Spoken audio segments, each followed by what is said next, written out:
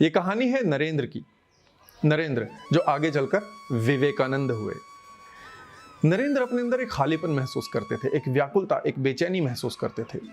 वो ईश्वर को प्राप्त करना चाहते थे, ज्ञान को प्राप्त करना चाहते थे, लेकिन ईश्वर कैसे प्राप्त हो, ज्ञान कैसे मिले, ये वो नहीं जानते थे।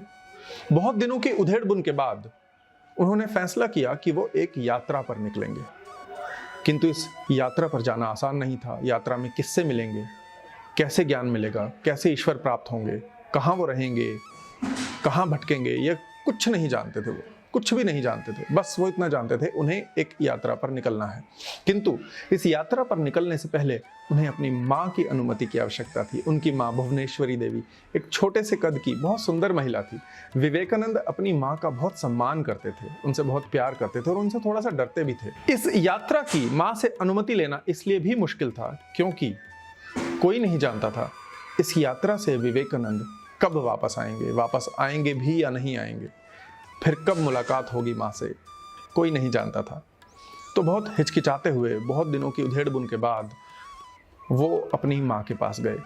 माँ खाना बना रही थी। विवेकानंद पास में बैठ गए और हिचकिचाते हुए माँ से पूछा, माँ मैं एक यात्रा पर जाना चाहता हूँ, सत्य की खोज में निकलना चाहता हूँ, ईश्वर को प्राप्त करना चाहता हूँ, क्या मैं इस यात्रा पर जाऊँ? माँ ने कुछ नहीं कहा, वो खाना बनाती रही।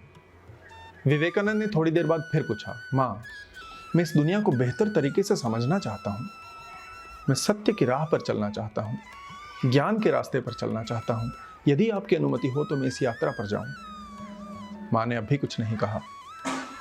विवेकानंद ने फिर कहा, माँ मैं इस समाज के लिए, इन लोगों के लिए बहुत कुछ करना चाहता हूँ। मैं चाहता हूँ मेरा जीवन समाज के लोगों के लिए समर्पित हो। मैं अपने धर्म को बेहतर तरीके से जानना चाहता हूँ। यदि आपकी अनुमति हो तो मैं इस यात्रा पर जाऊं। माँ ने विवेकानंद की ओर देखा और कहा, वो जरा चाकू पकड़ाना जो तुम्हारे पीछे रखा है। विवेकानंद अचानक चौंक गए। मेरी यात्रा की बात के बीच में चाकू कहाँ से आ गया? खैर उन्होंने वहां से चाकू उठाया और माँ को पकड़ाया। माँ ने चाकू पकड़ा और विवेकानंद से कहा, हाँ ठीक है, तुम इस यात्रा पर चले जाओ। विवेकानंद ने कहा, माँ मैं इतनी देर से तुमसे बात कर रहा हूं, तुम मेरी बात का जवाब नहीं दे रही थी और अब अचानक मेरे हाथ से ये चाकू पकड़ते ही तुमने कह दिया, हाँ ठीक है इस यात्रा पर जाओ, अचानक अनुमति दे दी, ये कैसे हुआ? माँ ने कहा, क्योंकि तुमने जब मुझे चाकू पकड़ाया तो उसकी धार तुमने अपनी तरफ रखी और उसका हत्था मेरी तरफ रखा, इसलिए तुम इस यात्रा पर जा सकते हो। विवेकानंद को बात समझ में आ गई थी।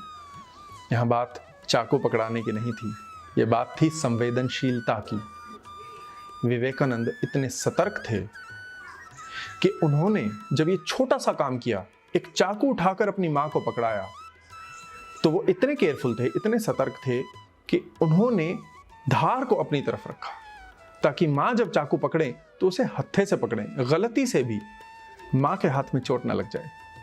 माँ ये जानती थी कि जो संवेदनशील होता है वो ही ज्ञान को प्राप्त कर सकता है। संवेदनशीलता का पता छोटी छोटी बातों से लग जाता है।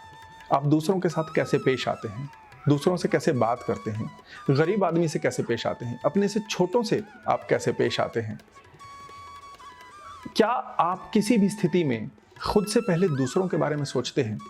यदि आप सोचते हैं तो आप एक संवेदनशील इंसान हैं, और यदि आप संवेदनशील हैं तो आप ज्ञान के रास्ते पर चलना, ज्ञान प्राप्त करना डिजर्व करते हैं। विवेकानंद की माँ ये जानती थी कि उनका बेटा सत्य को, ईश्वर को जरूर प्राप्त कर लेगा।